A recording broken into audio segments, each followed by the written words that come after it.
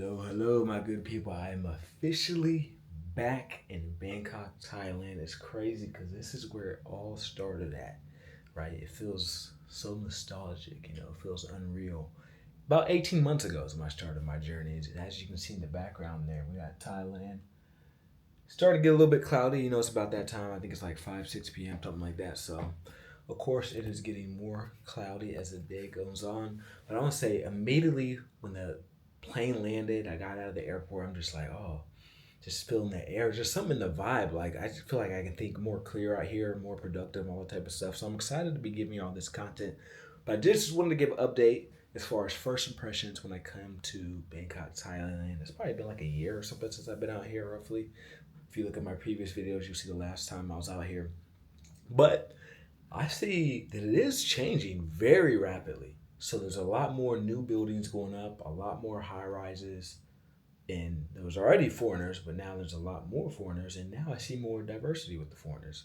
So now I've met, like, in the short time I've been here, I've met a lot more Russians, a lot more Black Americans, a lot Black Africans, all that type of stuff. So it's crazy to see because before it was kind of like one archetype, maybe two archetypes of people, but now I see a whole bunch, right? As far as the food, it hasn't changed too much, unfortunately. I'm just being honest with y'all. If you watch my previous videos, you'll notice that, and some people may be offended when I say this. I got to get that disclaimer every time. But for me personally, Thailand doesn't do it for me when it comes to the food. So I had some Middle Eastern food. I had some local Thai food. It was just cool, like nothing, crazy. I kind of forgot how the prices are after being in Vietnam for 2 months because I just paid $23 for a meal. I'm like, oh man, kind of felt like I'm back in the States for a quick second. But it was cool, had some blueberry smoothies with it, some orange smoothies. So get my vitamins up, get my liquid back up. Because as you've seen in the previous video, for those who watched, when I first came here, I had to stay in this hotel that was different from my main hotel. Long story short, I didn't get to really drink as much water as I wanted, and I had some Taco Bell. It was horrible. I didn't really finish it, all that type of stuff. So I am glad to now be in a place that's more luxurious, more upscale, more modern, be able to get a good night's sleep, be able to record. I'm feeling so productive. Like I already did, I haven't even spent a night here yet, and I already did a workout because I'm looking at the gym. I'm like, oh, that's a nice gym. Like it's expiring. When you got a real gym, you actually want to go there. So I got a workout in. I've only been here a couple hours. Haven't even slept the first night, but got a workout in. Was able to record like another video or two. Right now, I'm working on my resume. Because I'm exploring some cybersecurity options, like as far as remote work or something in the finance industry. So I'm redoing my resume. Thanks to Claude. Shout out to AI. Workout thing. I got my book out. I'm about to start reading again. I'm about to start studying Spanish again. Maybe even start studying Portuguese again. I've been looking at Brazil, and they got rooms next to the ocean in Florianopolis, which is like the safest city in Brazil, one of the safest. And it's like 500-600 a month. So I'm like, yo, maybe next month I'll be in Brazil. We'll see. At least I'll be able to take advantage of the same time zone as America, like Eastern, Pacific, etc. I'm like, yo, that could be very advantageous financially. So there's a small chance that in July or so I may go to Brazil, but we'll see. I'll keep y'all updated as far as that. But this video is specifically about Thailand, so we want to stay on subject.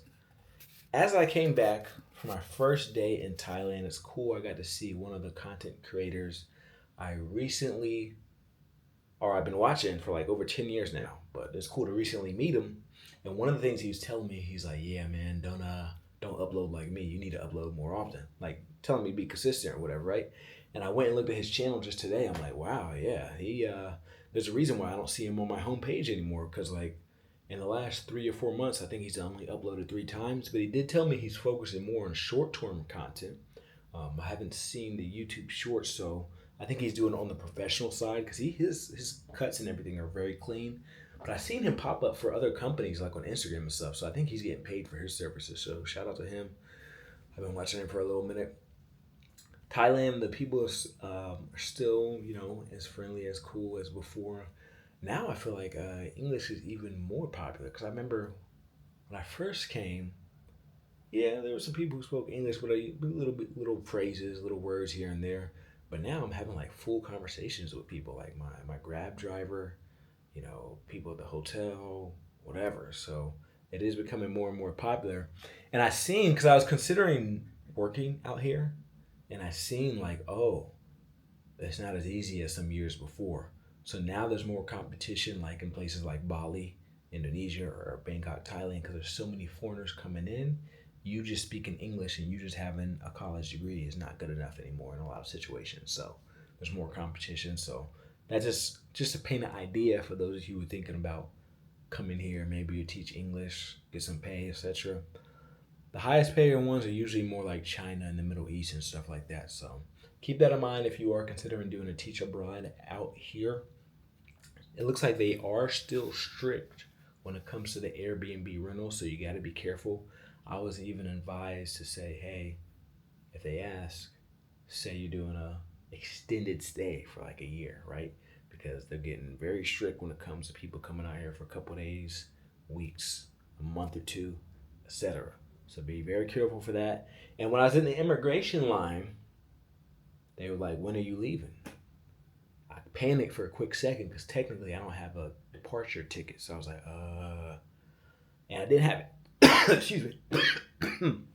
And I didn't have the internet. So I couldn't show him my Airbnb agreement. However, thankfully, a day before that, I happened to send my friend my rental agreement for Airbnb. So shout out to Smitty, who I actually met in Bangkok, Thailand. Look at all these lines being crossed, all these lines like Smitty, cool dude. I met him in Bangkok, Thailand. I first started recording in Bangkok, Thailand. I met other big YouTubers in Bangkok, Thailand. It's like everything's coming back. Like, I was even talking to this girl the other day. Yesterday. I said the other day. Yesterday. And I met her like 2 or 3 years ago in Bangkok, Thailand. So it's like all these things are just, it's like interconnected. But good thing I sent that to my friend Smitty because I was able to get the picture and show the immigration officer like, hey, it only says 1 month. So even though I didn't have a plane ticket, I had that at least Airbnb situation that only shows 1 month. So he's able to let me buy. So be careful with that because when it comes to Thailand and Vietnam, and I believe Hong Kong is another one, but they're very strict as far as when are you leaving. Like they specifically want to know. But like Japan, for example, they're going to ask you your address where you're staying, but they're not necessarily, at least for me, they don't ask me when are you leaving, or they don't ask for proof of leaving. I should say it like that. So that's something you want to keep in mind because technically as a American, we're only allowed to stay here 60 days, I believe it is. And you can do an extension while you're here to extend it 30 days, but that only brings you to 90. So unless you plan on doing some type of visa situation, that's kind of it. So all these YouTubers who try to highlight Thailand and make it seem like it's the best thing ever, which it may be for them, just keep in mind of the visa situation because I had one guy watching me before and so he would always comment on my videos when it came to Thailand. And then finally one day someone said something to him in the comment section like, you can't just go over there. And he called the person a hater. What are you talking about? Blah, blah, blah.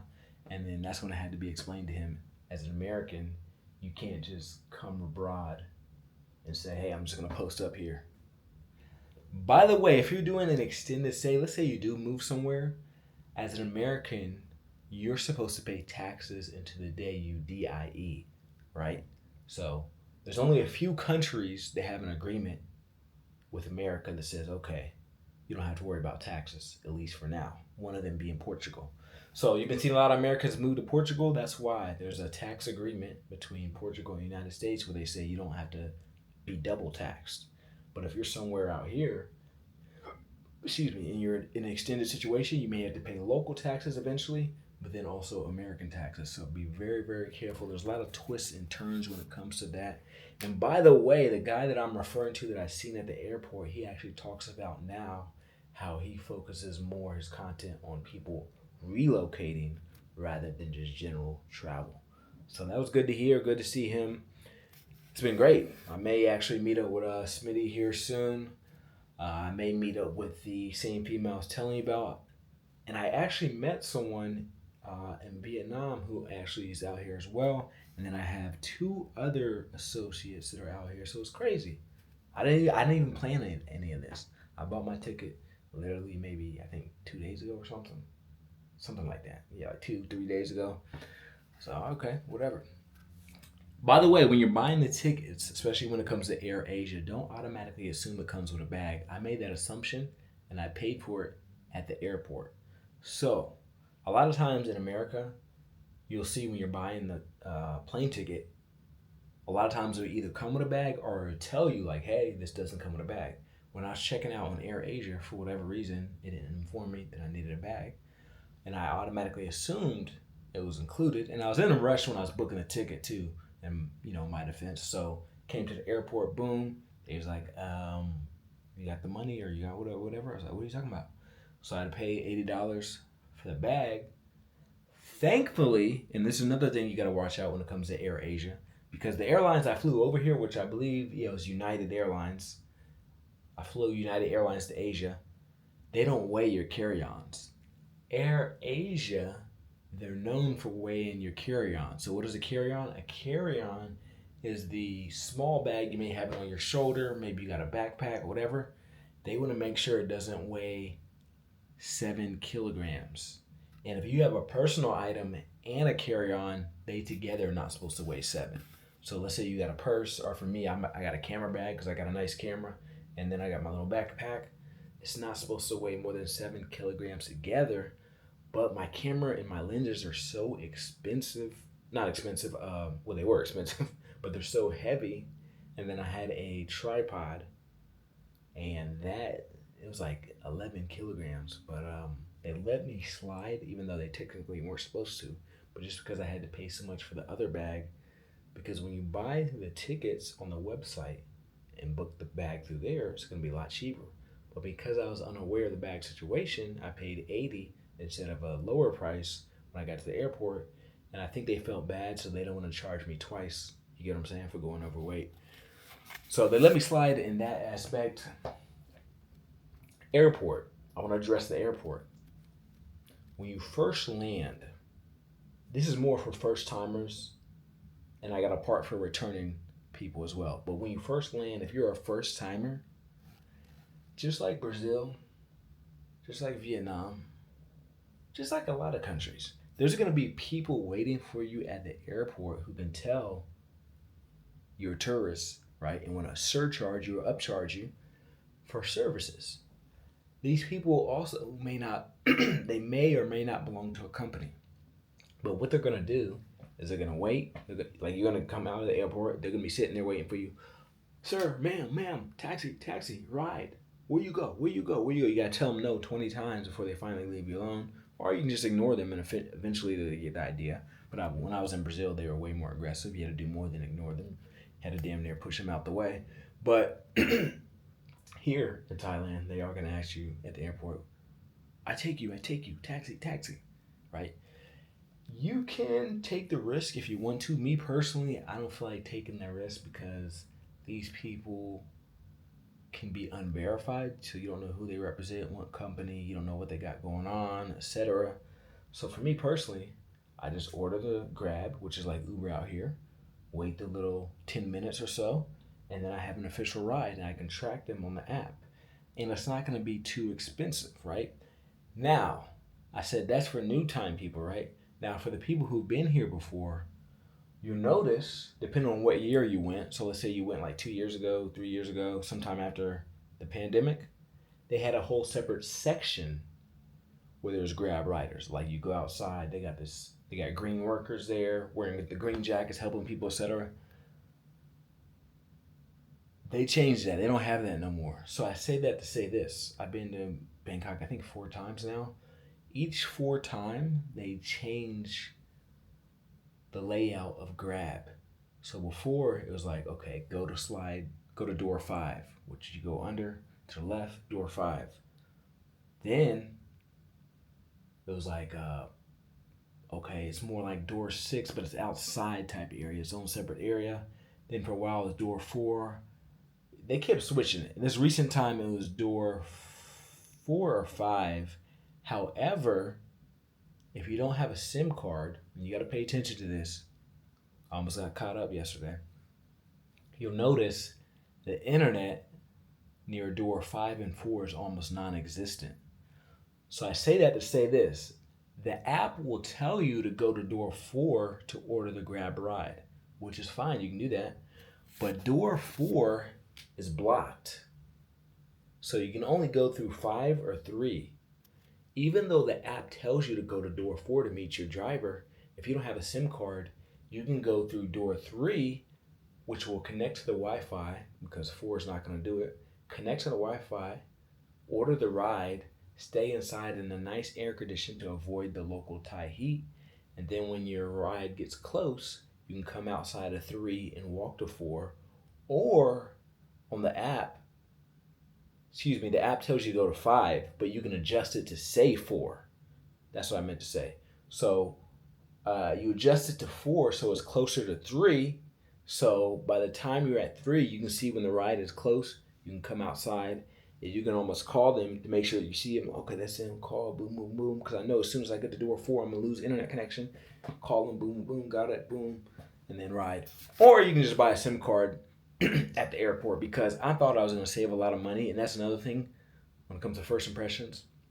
Before, if you bought a SIM card in the street, like at 7-Eleven, because I used to always buy my SIM cards to get a local phone number at 7-Eleven versus the airport, I'd save like 50%. So it made a big difference. But today, or yesterday, I went to 7-Eleven.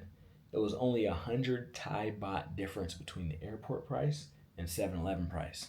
So I say that to say this. Not only does the food appear to be going up, the rental for the Airbnbs and the SIM cards appear to be going up, because you would probably, if you buy a SIM card in the airport versus a SIM card in the street at 7-Eleven, you're only going to save like, I think it was like 100 Thai baht difference. So it's like $3 or $4. It's almost more convenient just to get it at the airport, honestly. So these are my first impressions, but I got more videos coming, and I appreciate everybody's support.